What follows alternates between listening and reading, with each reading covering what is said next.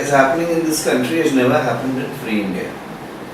Especially the authors returning the awards, resigning from Sahityakala Academy. You see, it's a symptom which is very serious. I agree that this may not have happened. There may be roots earlier also. But this kind of situation, I think, Free India has not seen.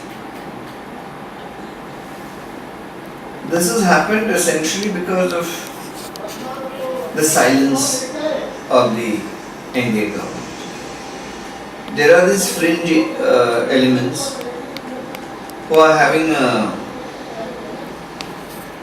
free play, and then the government of the day doesn't say anything. There's issues about books, there are issues about poets, there are issues about, then the demand is that comes up is ban, then there is, and the revenue practice. These are all private matters of an individual. And this country has been given the fundamental right. Right to life is one of the most fundamental things. If you are not alive, then, you are not a citizen of India. You are dead and gone. So where all this is threatened, it will create a fear complex in the common man. Primarily, look, writers at think tanks. The propaganda being run by the other side, the dispensation is that this is all manufactured revolt. Half a page. He wrote half a page on the decision of the censor board on a particular film. I was a member.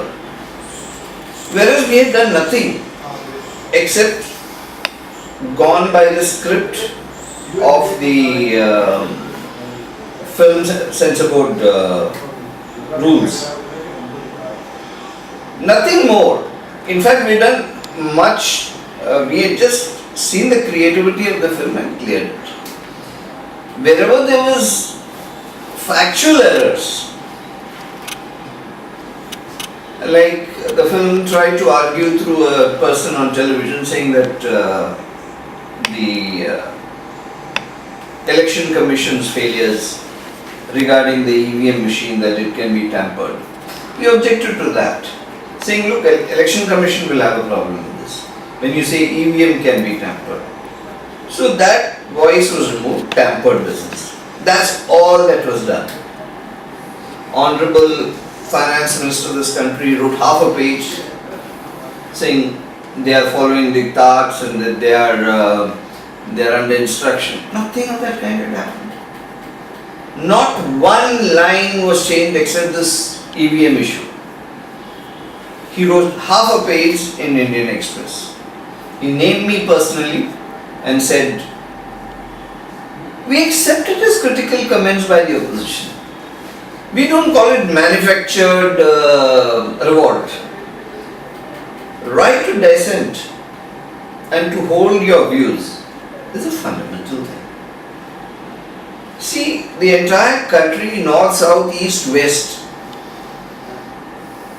languages across the board have submitted their resignation. This is not something this is spontaneous.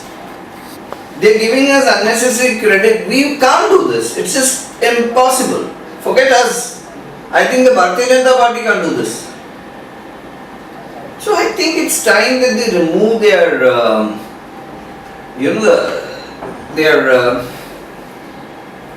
their approach of looking at things in a jaundiced way. When there is an opposition, try and understand, go to the root cause. Find out what is the problem. Instead of addressing it, if you pass the buck all the time to the opposition, you are not giving us you are creating a position for us which does not exist. They are doing it on their own. We don't have anything to, you try telling them to do this, they tell you to take a walk. These are this kind of individual. Nayanthara Sehgal. She is one of the founders of the PUCL. She is the lady who raised her voice against emergency during Indira Gandhi's time. These are people with their own views. He should have intervened immediately. He should have spoken on this issue. See, writers, historians, poets, artists are the conscience keepers of this nation. You can't brush them aside. Prime ministers will come and prime ministers will go, governments will come and governments will go. These are historians of the time. If I have to understand something about that period, I will read the books, the authors of that period. So that's the problem. They say that historians in India are also heavily politicized. See, politicization, now there is that leftist thought, rightist thought, but between the rightist and leftist, if a researcher finds data from both sides, he can form an opinion. You can't dictate opinion, so historian may write what he wants. But there are various ways to cross-check. So to say that a particular historian is biased or not biased, if I have to know anything about Indus Valley civilization, I will study the leftist view, I will study the rightist view. But nobody can dismiss that Indus Valley did not exist. It started with Aryan civilization. Now that will be a historical failure. Now what the left is saying about a particular period or what happened at that time, I will look at it through my lens, through my analysis of what others have said about that period and what we understand about that period. But to say things according to your mindset or to your worldview, that I think is doing injustice. Because India did not start with Aryan civilization. The history of India goes beyond that. So, the rightist and leftist, but at least you know during the Aryan period what happened from the rightist. They have a view. Then the left has a view. So you draw a parallel and you form your own conclusions. A very healthy way to think. That's the best way, and that's how democratic systems run. So I don't deny that there may be, after all, he is an animal, social animal. He may have views, he may have strong views about the subject. But yes, you must go into the depth of the issue. Go into the archaeological evidences available. Pictures are available of that period. Excavations have been done. So if you want to go into all that, you will get a historical picture of what was happening in that period. So to write away historians, and I think there is another school of thought about astrologists who write according to diktats of the government of the day or the opposition who pays them. Now these astrologers will tell you this party is coming to power because and there will be another astrologer who will say, under the same stars, he will tell you another description. So if you are going to buy that, or whichever side you subscribe, but then you as a human being should evaluate and go out with a balanced judgment. My whole argument is, what they are trying to do is put it all under the carpet. That is no solution. You need to address these issues. They are not asking you anything. They are returning you what they got, and during different periods. Now you ask them, why didn't you do it during 1984? Arey Baba, that man got the award in 1989. How was he supposed to do that? You don't even check out historically what was the situation. And if you say that a man sitting in his house in Dadri is eating his food in this country where pulses are more expensive than a piece of chicken, if he is eating chicken or beef or he is eating mutton, the fact of the matter is he was eating mutton. And when these goons come in and beat him up and kill him, it shocks. See, there are a lot of people who eat meat not because they love to eat meat, because other things are expensive. If you are such a great person, अरे भाई दाल रोटी तो दो. वो chicken नहीं मांग रहे, mutton नहीं मांग रहे, वो मांग क्या रहे हैं? मांग रहे हैं भाई दाल रोटी, और वो उसका कीमत मटन से एक्सपेंसिव हो तो करेगा क्या वो भूखा तो नहीं सोएगा। तो इन हालातों को एग्जामिन करना पड़ेगा। जब तक unless the government gets to the reality that these are not RSS or any political followers, this is the country, Baba. But he also said that like what happened in Maharashtra, what happened in Dadri, was a matter of state. It could have been handled better by the respective states, whether it is BJP in Maharashtra, whether it is some Now, I'll tell you. In the state of Maharashtra, we are talking about this man. Kasuri's book launch. No, first let's start with the first beginning. That is that singer. What's his name? अरे वो singer Pakistani singer Ghulam Ali. Ghulam Ali. देखिए गुलाम अली का case क्या है? आपने उसको visa दिया, ठीक है, तो वीज़ा दिया तो उसमें लिखा भी उसमें पूछा भी होगा कि किस लिए आ रहा है। Everything is transparent. वो यहाँ टूरिज्म के लिए तो नहीं आ रहा था, प्रोग्राम था, इनविटेशन भी अटैच किया होगा उसने, वो आया। आपका स्टेट गवर्नमेंट है, आपका रिस्पॉन्सिबिलिटी क्या है कि वो फंक्शन स्मूथली हो, ऑर्गेनाइजर्स को कॉन्फिडेंस लेवल दे कि ये, और वो कौन है, कोई विदेशी लोग नहीं है, वो आपका एलआई है, ठीक है। तो आप करते क्या है, आपने स्टेटमेंट दिया, you said well we don't worry, you will get full security. Now it seems the organisers are little more cleverer than the government. Their report was the situation on the ground is not good. They cancelled the program. What is the duty of the government? To tell them, look, don't cancel it, we'll give you total security. But they had no faith in it, and they cancelled the program. The government says we have no role to it. It was the Shiv Sena who did it. Then comes the Kasuri event. Visa किसने दिया? सरकार ने। देखिए, मैंने television debate में भी ये कहा कि आपको वीज़ा जब देते हैं, आपने क्या कोई ह्यूमैनिटेरियन ग्राउंड ढूंढा था कि आप वीज़ा दे दें, उनका किताब पाकिस्तान में बिक नहीं रहा है, तो सुषमा जी ने कहा कि भाई देखो ह्यूमैनिटेरियन ग्राउंड है, उसका किताब यहाँ बिकवा। अब आपने वो सब कर दिया, ऑर्गेनाइजेशन को बोला कि भाई हम प्रोटेक्शन देंगे, और आप एक आदमी का क्या हालत करते हैं। इंक बोलते हैं, वो इंक नहीं है, काला पेंट है, ऑयल पेंट। और वो संजन का गलती क्या है, वो पाकिस्तानी है नहीं, आप पाकिस्तानियों को सबक सिखाने के लिए हिंदुस्तानियों को मार रहे हैं। अब बताइए क्या लॉजिक है।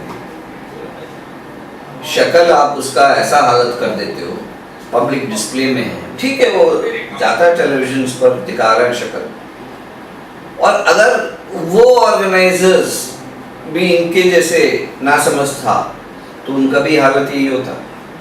आपने पाकिस्तानियों का मुंह काला नहीं किया, आपने हिंदुस्तान का मुंह काला किया। और आप कहें कि भाई वो तो स्टेट गवर्नमेंट है, वो तो शिवसेना ने कि हमें कोई लेना देना नहीं है, तो अलायंस काटिए, तोड़िए अलायंस को और बोलिए हम इन्होंने गलत किया। तो उसके बाद फिर कहते हैं कि भाई ऑथर्स, राइटर्स ये सब गलत हो। वो तो कॉन्शियस है भाई। एक इंसिडेंट के बाद एक इंसिडेंट होता है। एक लेखक है, उनके घर पे जाते हैं, नॉक करते हैं, दरवाजा खोलता है, उनको गोली मार देते हैं। एक नहीं, दो नहीं, तीन है। क्राइम ऐसा नहीं है कि नहीं होता था पहले, होता था crime, law and order problems होता है, बट ये सीरीज ऑफ कैस्केडिंग इवेंट्स, देश का लिबरलिज्म, देश का freedom, right to life, fundamental rights पर आप क्वेश्चन पूछोगे तो फिर ये सब होना है। So is it not giving Congress a big stake to build the political? देखिए, कांग्रेस का काम है ऑपोजिशन का, वो अपना काम करते रहेंगे, वो अपना काम करते रहेंगे। वो अभी ये हो, स्कैंडल्स हो, वो अपना काम करेंगे, लेकिन आप सरकार में बैठकर ये सब देख रहे हो। पॉलिटिकल अपॉर्चुनिटी दे रहे हो नहीं दे रहे हो वो तो आपका लुकआउट है, कांग्रेस पार्टी का लुकआउट है। मैं कांग्रेस के स्पोक्समैन के तौर से ये कह सकता हूँ, ठीक है, अगर ये सरकार ये सब करेंगे हम अपोज करेंगे, हर मोड़ पर इनको अपोज करेंगे, क्योंकि ऐसा तो सरकार नहीं चल सकता। एक आदमी का बेसिक रिक्वायरमेंट क्या है? दाल रोटी। महंगाई आप कंट्रोल कर रहे हैं, अच्छे दिन आ रहे हैं। भाई साहब काय का अच्छा दिन, किसके अच्छे थे? रूफ, वेजिटेबल्स, पल्सेस का छोड़िए, वेजिटेबल्स। तो इन हालातों में गरीब आदमी अगर उसी कीमत में उनको चिकन मिल रहा है या मटन मिल रहा है तो पेट भरने के लिए कुछ तो करेगा। फिर उसके ऊपर बोल रहा है अगर तुम्हें वो खाते हुए देखा तो हम खत्म कर देंगे। ऐसा नहीं, कहाँ का व्यवस्था है?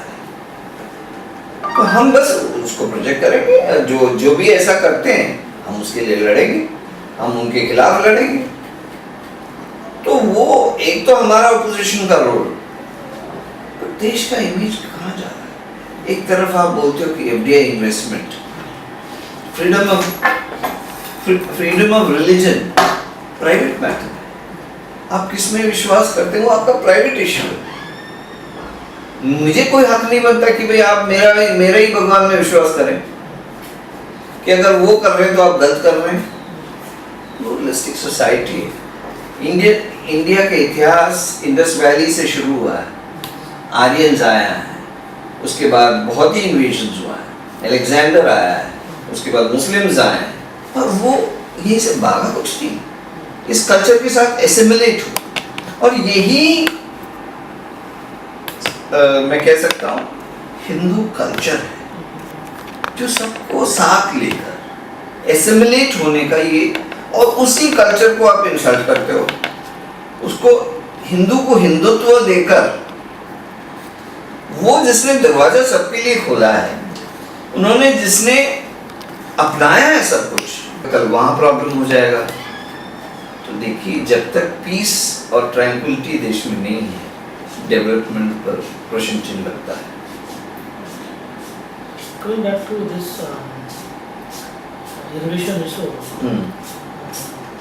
do you think RSS committed a mistake when Mohan Bhagwat made a statement out of turn? देखिए इसमें there are many issues to it. Reservation issue has been, look, merit-based reservation or economic-based reservation, these have been subjects of debate. Constituent Assembly में इस पर debate हुआ है, एक consensus पर emerge हुआ है देश, जितना रिजर्वेशन इनको देना है। अब एक रिव्यू था 10 साल के बाद,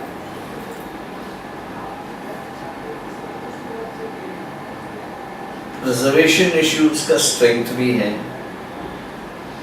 कुछ इकोनॉमिक रिजर्वेशन की बात हम भी कहते हैं, ऐसा तो नहीं कि हम नहीं कहते हैं।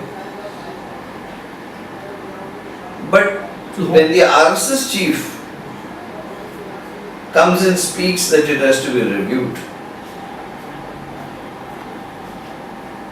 उनके माइंडसेट का, एजेंडा का एक मैसेज भी है, और उनका उद्देश्य बिहार में क्या करना था मैं नहीं जानता, लेकिन उसका फॉलोआउट जबरदस्त हुआ। अब हमने तो नहीं बोला था कि वो कुछ बोले, तो ये कहे कि भाई कांग्रेस पार्टी ने आरएसएस चीफ को बोला था ये बोले और अपना सिचुएशन खराब करे। हर पॉलिटिकल पार्टी को एक बैलेंस्ड आउट पोजीशन लेना चाहिए।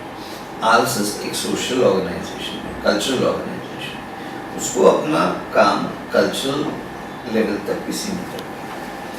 जब वो कल्चर और पॉलिटिक्स को दोनों मिक्स करने की कोशिश करते हैं,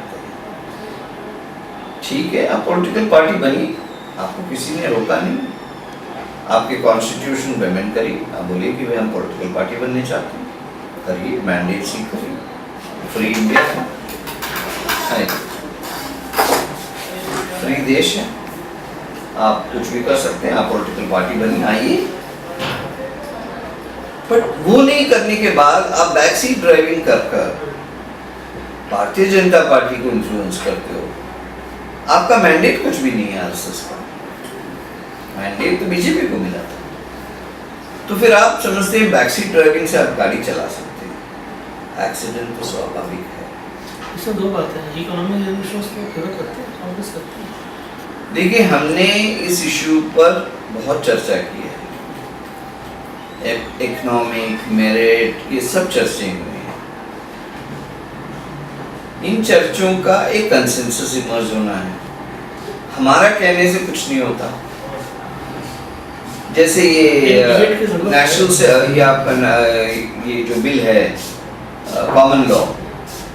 कॉमन लॉ क्या है, वो भी कंसेंसस इमर्ज होना। कुछ भी चीज आप इम्पोज नहीं कर सकते। तो जब भी आप कुछ बोले सोच समझ कर बोले। अगर आपने बिहार के इरादे से किया, क्योंकि और मकसद समझ ही नहीं आता कि अपर कास्ट को प्लीज करने के चक्कर में आपने अगर ये स्टेटमेंट दिया, तो फिर आपने एक अपर कास्ट कंसोलिडेशन तो किया हो सकता है, लेकिन उसका फॉल आउट आपको झेलना पड़ेगा। मैं पॉलिटिकल भाषा कह रहा हूँ।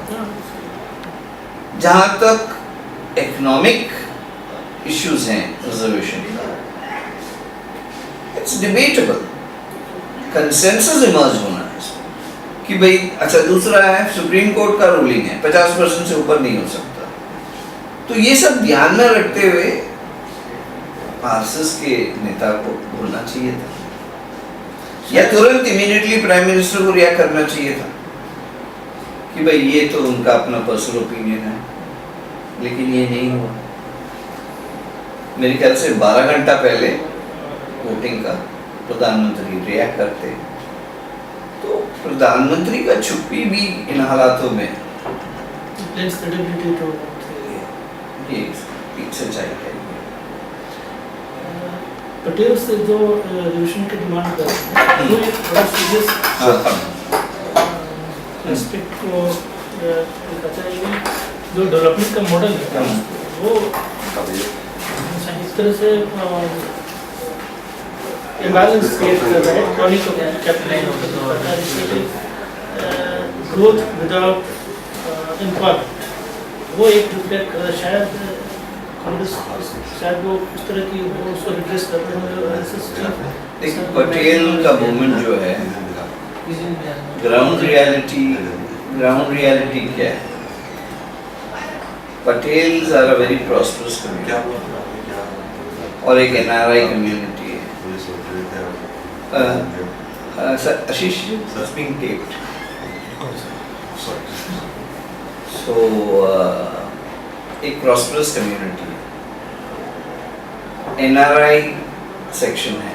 आधा तो यूएस में और यूके में भी इनका होटल इंडस्ट्री के साथ लिंकेजेस हैं, और मोदी का एक मेजर सपोर्टर ग्रुप था ये।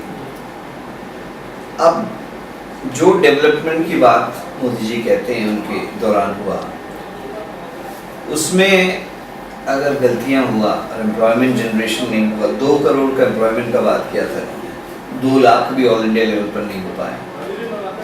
तो जब अनएम्प्लॉयमेंट फेस करते हैं लोग, और स्पेशली नया जनरेशन, तो स्वाभाविक है उस स्टेट में अगर डेवलपमेंट नहीं हुआ, ऐसे रिएक्शन होंगे। तो उसको तो फेस करना पड़ेगा गुजरात का सरकार, ये करंट चीफ मिनिस्टर या पुराना चीफ मिनिस्टर, 3 बार वो चीफ मिनिस्टर बन चुके हैं। अगर 3 बार पटेल कम्युनिटी को वो हेल्प नहीं कर पाता, ये पे बैक टाइम है।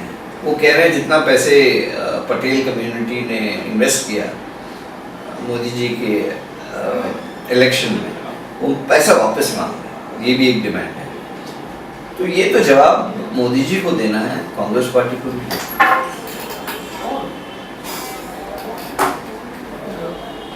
कल बोस नेताजी सुभाष चंद्र बोस की बर्बाद से मिले, उसको कुछ कहना चाहेंगे? जैसे उन्हें डिक्लासिफाई करने का, देखिए डिक्लासिफिकेशन ऑफ फाइल्स, अभी उसका भी लिस्ट बढ़ते जा रहा है।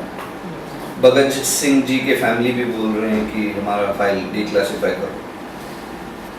शास्त्री जी का फैमिली का भी शुरू हो गया है डिक्लासिफाई। सुभाष जी का तो है ही है। हमारा क्या है? पोजीशन? हमने कहा है कि डिक्लासिफाई करिए। हमने कब मना किया डिक्लासिफाई मत करिए? बट ये ड्रामा तो मत करिए कि बंगाल के इलेक्शन के बाद ही हम डिक्लासिफाई करेंगे, जब उसमें पॉलिटिकल एजेंडा नजर आता है। आप करिए ना, तुरंत करिए, आपके पास फाइल्स पड़े। आप एक सॉवरेन देश है, हिम्मत करिए। आप रशिया से क्या बात करेंगे? आप इमीडिएटली रिलीज करिए। देखिए, आप फिशिंग एक्सपीडिशन पर जब जाते हैं कि आप चाहते हैं कि वी आर नॉट स्केयर्ड, हम तो कह रहे हैं हमारा पोजीशन क्लियर है। अगर फाइल्स में है तो बोलिए ना, बताइए देशवासियों क्या है। लेकिन आपने प्रोपेगेंडा मशीनरी इस्तेमाल किया और उस मशीनरी से फाइल डिक्लासिफाई करने के बदले बंगाल ने डिक्लासिफाई किया। कोई अर्थक्वेक हुआ यहाँ? पहले कह रहे थे बंगाल में वो करेंगे तो ये हो जाएगा, वो हो जाएगा, कुछ हुआ?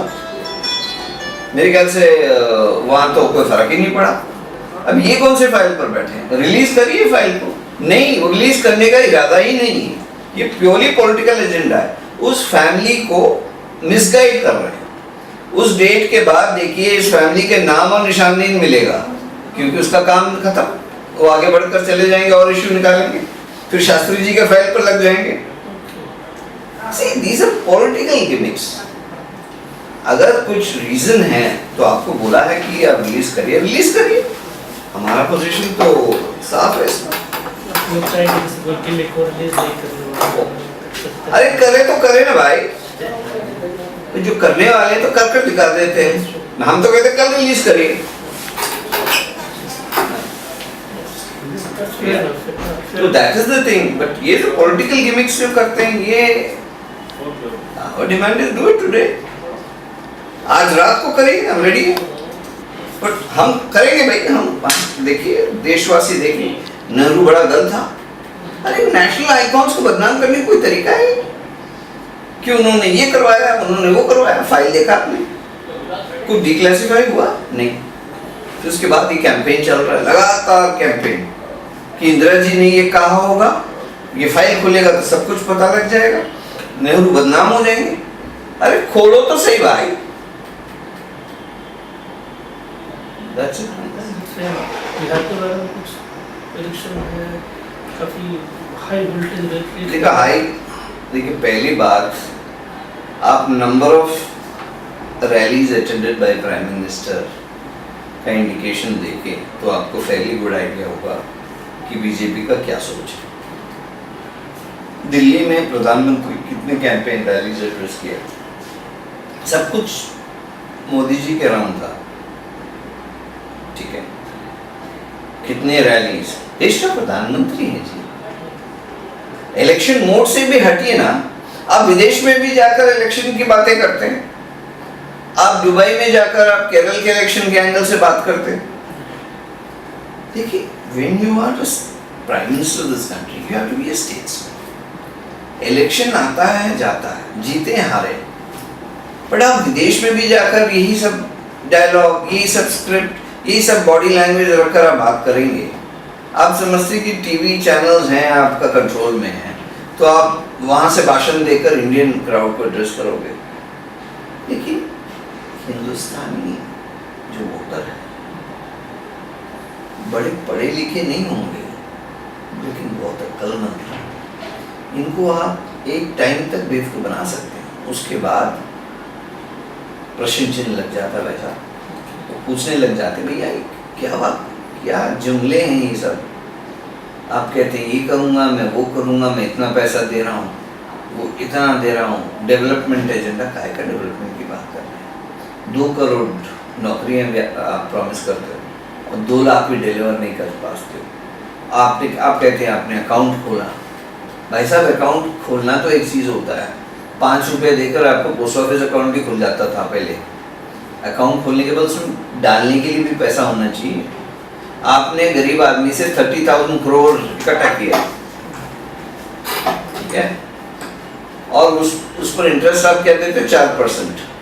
अगर वो गरीब आदमी उस धंधे में लगाता वो पैसे, वो हो सकता मुनाफा डबल कमाए। अभी आपने ये शौक में दिखाया उनको कि भाई ये देखिए आप बैंक जा सकते हैं, पासबुक